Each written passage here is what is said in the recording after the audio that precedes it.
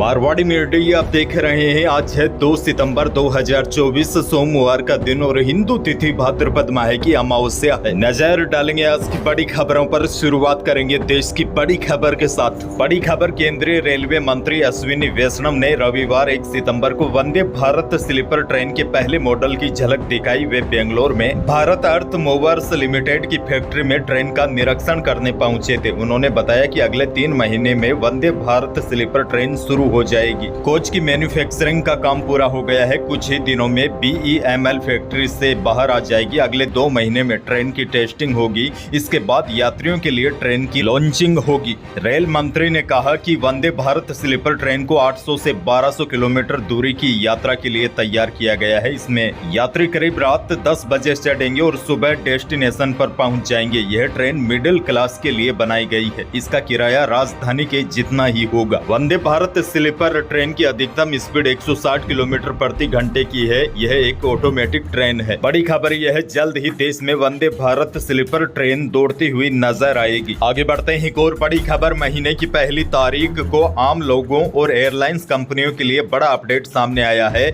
लगातार 2 महीनों तक विमान ईंधन में बढ़ोतरी के बाद सितंबर महीने में गिरावट देखी गई है, जिसके बाद हवाई किराए में कमी आने की संभावना बढ़ गई है। जेट ईंधन बढ़ने से एयरलाइंस कंपनियों की लागत बढ़ जाती है, जिसके चलते उन्हें हवाई किराया बढ़ाना पड़ता है। अब ऑयल मार्केटिंग कंपनियों ने महानगरों में ATF की कीमतों को घटाया है। इससे हवाई सफर सस्ता हो सकता है। अच्छा, बड़ी अपडेट आपको यह भी दे दूं, कल 19 किलो वाला कॉमर्शियल सिलेंडर 39 रुपए तक महंगा हो गया है। राहत की बात यह है, घरेलू सिलेंडरों के भाव में कोई भी बदलाव नहीं किया गया है। आगे बढ़ जाते हैं। राजस्थान से बड़ी खबर, राजस्थान के CM भजनलाल शर्मा ने PM मोदी से मुलाकात की है। मुलाकात के दौरान मुख्यमंत्री ने सरकार के 7 महीनों का रिपोर्ट कार्ड PM को दिया है। जानकारी यह भी मिली है कि मुलाकात में राजस्थान के सियासी हालातों पर भी विस्तार से चर्चा हुई है। सरकार के 7 महीनों का रिपोर्ट कार्ड CM ने दिया है। साथ ही में उपचुनाव को लेकर भी की जा रही तैयारियों के बारे में भी अवगत करवाया गया है। सूत्रों के हवाले से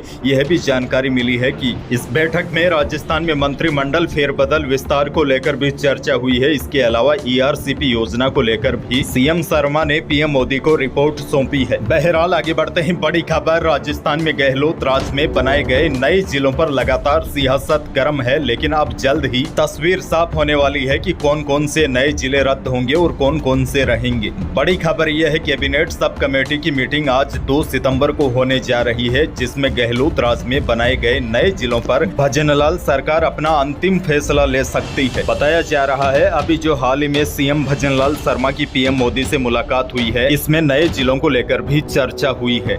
आगे बढ़ जाते हैं। बड़ी खबर, राजस्थान के सभी गांव में घुमंतु और अर्ध घुमंतु आवासहीन परिवारों को रियायती दरों पर 300 वर्ग गज जमीन आवंटित करने की दरें तय कर दी गई है। राज्य सरकार ने इन परिवारों को 2 से 10 रुपए प्रति वर्ग मीटर के हिसाब से जमीन देगी। अब इस योजना में तेजी लाने के सरकार ने निर्देश दिए हैं। वैसे आपको बता दूं, सरकार ने पूर्व में घुमंतु अर्ध घुमंतु परिवारों को रियायती दरों पर जमीन देने की घोषणा तो कर दी थी, लेकिन दरें तय नहीं की थी। हालांकि दिलचस्प बात यह भी है कि सरकार ने जमीन आवंटन की रियायती दरों का निर्धारण 1991 की जनगणना के आधार मानकर किया है। वर्ष 1991 की जनगणना के हिसाब से 1000 से कम आबादी वाले गांव में 2 रुपए प्रति वर्ग मीटर, 2000 से आसपास आबादी वाले गांव में 5 रुपए प्रति वर्ग मीटर और उससे अधिक आबादी वाले गांव में 10 रुपए प्रति मीटर के हिसाब से जमीन आवंटित की जाएगी। 2 अक्टूबर को राज्य स्तरीय समारोह में मुख्यमंत्री भजनलाल शर्मा इन परिवारों को पट्टे आवंटित करेंगे। इसके साथ ही ग्राम सभाओं में भी पट्टे दिए जाएंगे। बड़ी खबर यह है, सरकार घुमंतु और अर्ध घुमंतु परिवारों को रियायती दरों पर जमीन देगी। बहरहाल आगे बढ़ते हैं। बड़ी खबर, राजस्थान में इस बार अधिक बारिश होने से अतिवृष्टि को लेकर आपदा मंत्री डॉक्टर किरोड़ी लाल मीणा ने कहा है कि सेंटर रिलीफ फंड के तहत जो मानक तय किए गए हैं, उनके अनुरूप जो भी किसानों को नुकसान हुआ है, उसकी SDRF से सबकी भरपाई की जाएगी। किरोड़ी लाल मीणा ने कहा है कि इस बार औसत से अधिक बारिश हुई है। किसानों की खरीफ की फसलों को नुकसान हुआ है। इसको लेकर मुख्यमंत्री ने गिरदावरी के निर्देश भी दिए हैं। जैसे ही गिरदावरी का काम पूरा हो जाएगा, उसके बाद किसानों को मुआवजा राशि दी जाएगी। आगे बढ़ जाते हैं। बड़ी खबर, राजस्थान की डिप्टी CM व महिला एवं बाल विकास मंत्री दिया कुमारी ने बताया कि 2024 और 25 में प्रधानमंत्री मातृ वंदना योजना के अंतर्गत दिव्यांग गर्भवती महिलाओं को प्रथम संतान के लिए वर्तमान में दी जा रही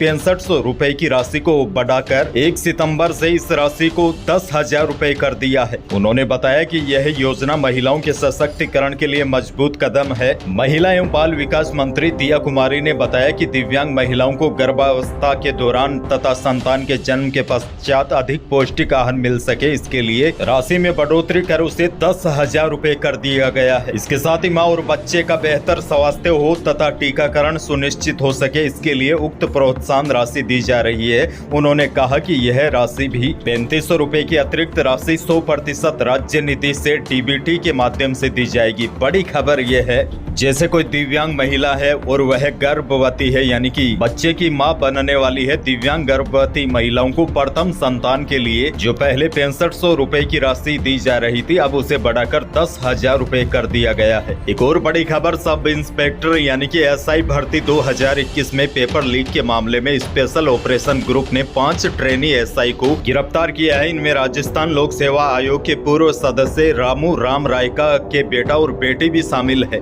आपको बता दूं, एसओजी ने शनिवार को राजस्थान पुलिस अकादमी से इन ट्रेनी एसआई को हिरासत में लिया था। सभी आरोपियों को कोर्ट में पेश कर दिया गया है, जहां से इन्हें 6 दिन की रिमांड पर सौंपा गया है। आगे बढ़ते हैं, बड़ी खबर, भारत पाकिस्तान बॉर्डर से सटा पश्चिमी राजस्थान का इलाका जैसलमेर, यहां से करीब 50 किलोमीटर की दूरी पर सम, जहां दूर दूर तक केवल रेत के टीले नजर आते हैं। लेकिन इस बार रेगिस्तान का नजारा बिल्कुल बदला हुआ है। 25 साल बाद जब बारिश का रिकॉर्ड टूटा है तो रेगिस्तान के धोरों पर भी हरियाली छा गई है। लोगों का कहना है कि सालों बाद हमने ऐसा नजारा देखा है। ये वही सम इलाका है जहां इस बार गर्मी में तापमान 50 डिग्री सेल्सियस पार चला गया था। लोगों को उम्मीद नहीं थी कि इतनी बारिश होगी कि रेत के धोरों में नदियां बहने लग जाएगी और कई गांव डूब जाएंगे। आगे बढ़ जाते हैं, बड़ी खबर, राजस्थान में फिर मानसून सक्रिय हो गया है, लेकिन बारिश का दौर काफी धीमा है।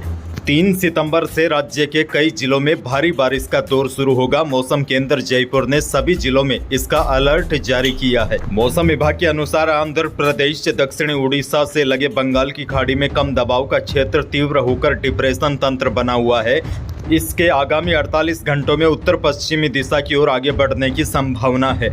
इस नए सिस्टम के प्रभाव से प्रदेश के कोटा, उदयपुर संभाग में कहीं कहीं पर भारी बारिश और जयपुर, जोधपुर, अजमेर संभाग के कुछ भागों में मेघ गर्जन के साथ मध्यम बारिश होने की संभावना है और बारिश की गतिविधियां आगामी 1 सप्ताह तक जारी रहने की प्रबल संभावना है। और आज यानी कि 2 सितंबर की बात की जाए तो अजमेर, अलवर यानी कि पूर्वी राजस्थान के सभी जिलों में और पश्चिमी राजस्थान के भी बाड़मेर, चूरू, जालौर, जोधपुर, नागौर और पाली में, इन जिलों में कहीं कहीं पर हल्की से लेकर मध्यम दर्जे की बारिश की संभावना है। 3 सितंबर के बाद राजस्थान के सभी जिलों में एक बार बारिश के आसार है। आगे बढ़ते हैं, आपके लिए एक और बड़ी और काम की खबर, चिकित्सा मंत्री गजेंद्र सिंह खींवसर ने कहा है कि मुख्यमंत्री आयुष्मान आरोग्य योजना में 4 माह बाद प्रदेशवासी किसी अन्य राज्य में भी अपना इलाज करवा सकेंगे। वहीं 1 महीने के बाद अन्य राज्यों के मरीज भी राजस्थान के किसी भी अस्पताल में अपना इलाज कराने आ सकेंगे। उन्होंने कहा है कि हम चाहते हैं कि पेशेंट के पास इलाज को लेकर विकल्प हो, इसके लिए हमारी इंश्योरेंस कंपनियों के साथ